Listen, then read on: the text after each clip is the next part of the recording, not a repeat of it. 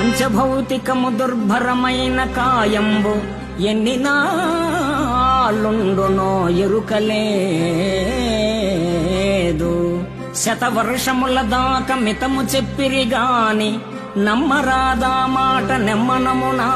బాల్యమందో మంచి ప్రాయమందో లేక ముదిమియందో లేక ముసలియందో, ఊరినో అడవినో ఉదక మధ్యముననో ఎప్పుడో ఏ వేళ ఏ క్షణంబో మరణమే నిశ్చయము. బుద్ధిమంతుడైన దేహమున్నంతలో మిమ్ము తెలియవలయు.